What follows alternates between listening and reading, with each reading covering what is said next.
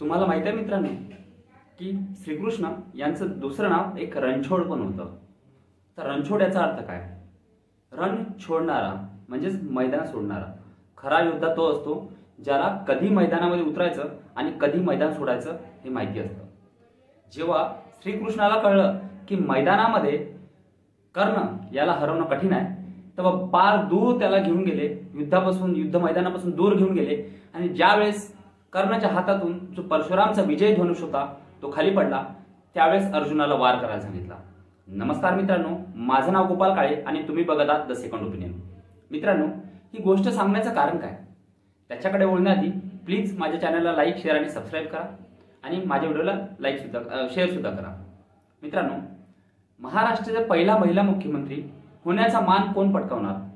याआधी पण मी याच्यावरती व्हिडिओ बनवलाय की महाराष्ट्राचे पहिला मुख्यमंत्री होण्याचे चान्सेस जर कुणाचे असेल तर ते पहिले म्हणजे महाराष्ट्राच्या राजकारणात अशा काहीच महिला आहेत ज्या खरंच महाराष्ट्राची मुख्यमंत्री पदाची गादी सुशोभित करू शकतात।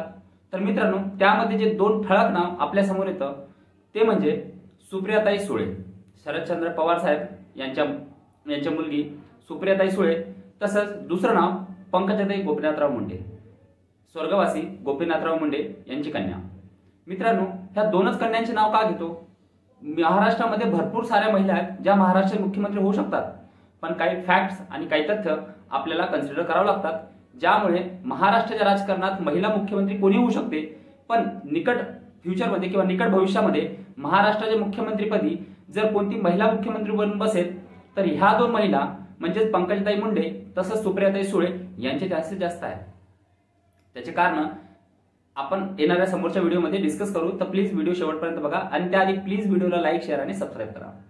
मित्रांनो, गोष्ट अशी आहे की सुप्रियाताई सुळे ह्या शरद पवारांच्या कन्या, गोपीनाथराव मुंडे यांच्या पंकजाताई कन्या। पंकजाताई यांना महाराष्ट्राचे मुख्यमंत्री होण्याची संधी, पण मनोज जरांगे पाटील आणि शरद पवार यांचं गणित पक्क। याचा अर्थ काय? थंबनेलवरती बघितलं असेल की मी असं का बोललो की पंकजाताई मुंडे यांना महाराष्ट्राचे मुख्यमंत्री होण्याची संधी तर नक्कीच आहे, पण शरद पवार साहेब, मनोज जरांगे पाटील यांचं गणित पक्का आहे। याचा अर्थ काय, याचे आपण इन्फ्लुएन्सेस काय काढू शकतो ते आपण येणाऱ्या समोरच्या 5 मिनिटांमध्ये बघू। सगळ्यात आधी ही गोष्ट का बरोबर आली की ज्यामध्ये मी म्हणतोय की रणछोड दास, मी बोलतोय देवेंद्र फडणवीस बद्दल। देवेंद्र फडणवीस महाराष्ट्राचे 2014 ते 2019 या काळामध्ये मुख्यमंत्री होते। वसंतराव नाईक नंतर महाराष्ट्राचा सलग 5 वर्ष कारभार करणारे मुख्यमंत्री जर कोणी असेल तर ते देवेंद्र फडणवीस हे होते।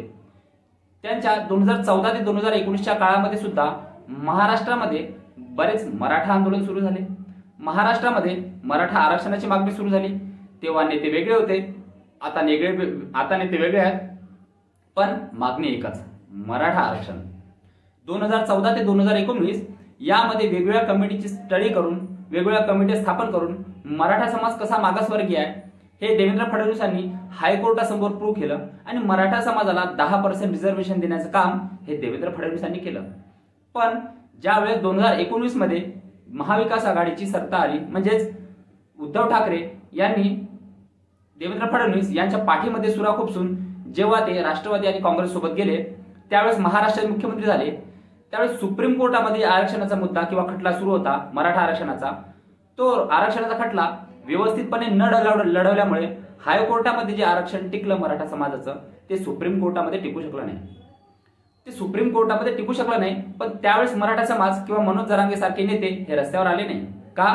कारण की लोकांचं असं म्हणणं आहे की शरदचंद्र पवार साहेब सत्तेत राहतात तेव्हा मराठ्याची आरक्षणाची गरज नसते का?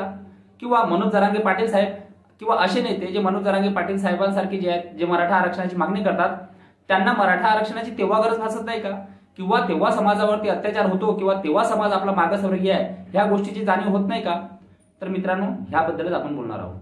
2024च्या लोकसभेच्या निवडणुकीमध्ये तुम्ही बघितलं असेल की मराठा आरक्षणाचा मुद्दा परत तापला। 2022 मध्ये जेव्हा उद्धव ठाकरे यांचं सरकार गमावून एकनाथ शिंदे मुख्यमंत्री झाले, तेव्हा महाराष्ट्राच्या राजकारणात परत एक मुख्यमंत्री झाला मराठा समाजाचा। त्यानंतर 1 वर्ष आधी अजितदादा पवार हे सुद्धा शरदचंद्र पवार साहेबांची पार्टी गायब करून, म्हणजे पार्टी स्वतःसोबत घेऊन महाराष्ट्राच्या सत्तेमध्ये उपमुख्यमंत्री झाले। हा जो द्वेष किंवा हा जो राग शरद पवार साहेबांच्या मनात गुंतला होता, जसे अजितदादा पवार सत्तेमध्ये आले त्यानंतर मराठा आरक्षणाची जी मागणी होती ती वेग पकडू लागली. मराठा आरक्षणाचे मोर्चे परत सुरू झाले. जरांगे पाटील यांनी वेगवेगळे उपोषण करणं सुरू केलं. अंतरवाली सराटीमध्ये ज्या प्रकारचे दगडफेक झाली पोलिसांवरती ती आपण बघितलेली आहे आणि त्या दगडफेकीच्या रिॲक्शन मध्ये पोलिसांनी लाठीचार्ज केला. पण तो लाठीचार्ज हा समाजावर लाठीचार्ज आहे अशा प्रकारचा नॅरेटिव्ह शरदचंद्र पवार साहेब आणि मनोज जरांगे पाटील यांनी घडला आणि तो लोकांच्या मनामध्ये सुद्धा उठला.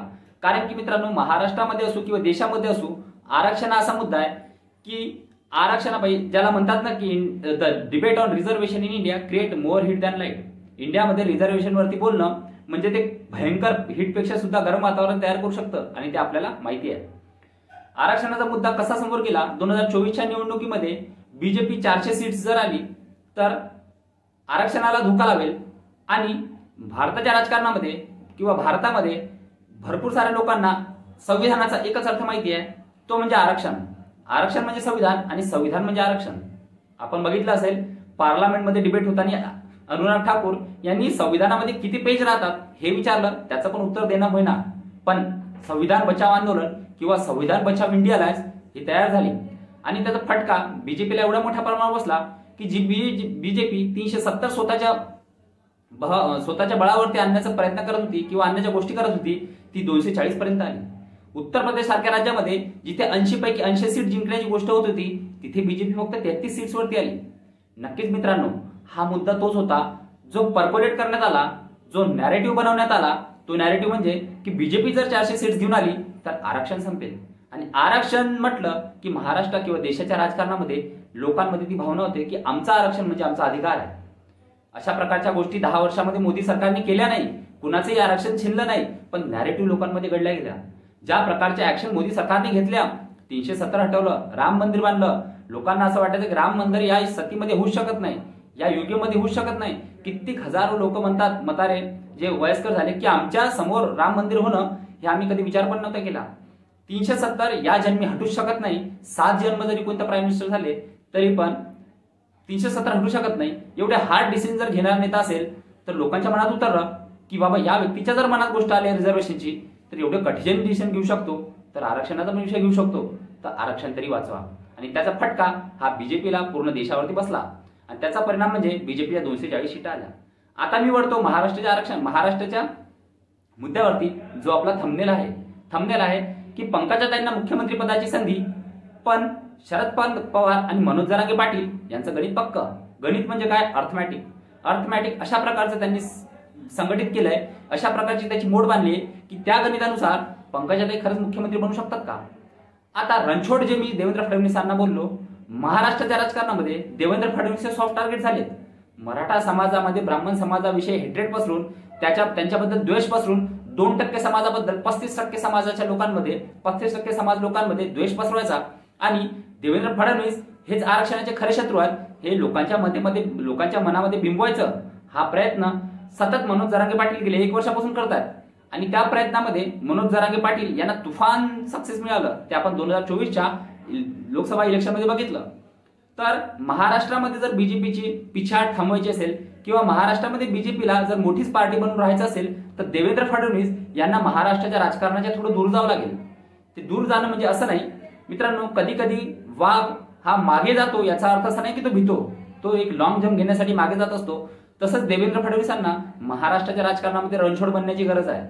जर देवेंद्र फडणवीस महाराष्ट्राच्या राजकारणातून केंद्रात जातील, म्हणजे ज्या गोष्टी सुरू आहेत की बीजेपीचे राष्ट्रीय अध्यक्ष देवेंद्र फडणवीस बनतील, तर त्यावेळेस महाराष्ट्राच्या राजकारणात किंवा बीजेपीच्या पार्टीमध्ये असे कोणते लोक आहेत जे मुख्यमंत्री बनू शकतात? ज्या प्रकारे नरेंद्र मोदी बेटी बचाओ बेटी पढाओ बेटी सिखाओ, बेटी बचाओ बेटी पढाओ ह्या प्रकारच्या योजना आणतात आणि वुमन सेंट्रिक जे डिसेंट्रलायझेशन त्यांनी केलंय, म्हणजे पीएम आवास योजना जर असेल तर वुमनच्या नावावरती, गॅस सबसिडी घ्यायची असेल तर वुमनच्या नावावरती, एलपीजी सिलेंडर मिळत असेल तर वुमनच्या नावावरती, डीबीटी असेल तर ती वुमनसाठी असेल. ज्या प्रकारच्या त्याच्या वुमेन सेंट्रिक स्कीम आहे आणि ज्या प्रकारच्या महिलांना नेतृत्व देण्याचा प्रयत्न बीजेपी किंवा नरेंद्र मोदी हे गेल्या 10 वर्षात करतायत, त्याच्याकडे बघितलं तर महाराष्ट्रामध्ये ओबीसी समाजाचा गद्दावर नेता जर बीजेपी जवळ असेल तर ते एक विनोद तावडे असू शकतात. त्यानंतर आशिष शेलार जे मराठा नेता स्वतः आहेत, एकनाथ खडसे, पण एकनाथ खडसे यांची जी हेल्थ आहे ती आता बीजेपीला तशी सपोर्टिव्ह नाही आणि जे गेल्या 5 वर्षामध्ये किंवा गेल्या 4 वर्षामध्ये झालं त्यानंतर एकनाथ खडसे बीजेपीमध्ये येऊन परत मुख्यमंत्री बनतील याची पण सुद्धा चान्सेस नाही। त्यामुळे महाराष्ट्राच्या राजकारणात असं कोण उरतं की जिथे बीजेपीला एक मजबूत ओबीसी नेता सुद्धा मिळेल आणि त्याच्या मागे समाज मोठ्या प्रमाणात उभा सुद्धा असेल, तर ते नाव म्हणजे पंकजाताई गोपीनाथ मुंडे। पंकजा मुंडे बीजेपीची जर मेजॉरिटी आली किंवा बीजेपी जर सिंगल लार्जेस्ट पार्टी झाली तर काही काळासाठी एकनाथ शिंदे यांना मुख्यमंत्री ठेवून पंकजाताई मुंडे यांच्या हवाले मुख्यमंत्रीपद करू शकतं आणि अशा प्रकारे पंकजाताई ह्या महाराष्ट्राच्या पहिल्या मुख्यमंत्री होऊ शकतात। मित्रांनो, दुसरं कारण म्हणजे पंकजाताई मागे उभा असलेला समाज, ओबीसी समाजाचा असलेला त्यांच्यावरती विश्वास, माधव समीकरण जे स्वर्गवासी गोपीनाथराव मुंडे साहेब यांनी तयार केलं, मोठा समाज हा त्यांच्या मागे उभा आहे।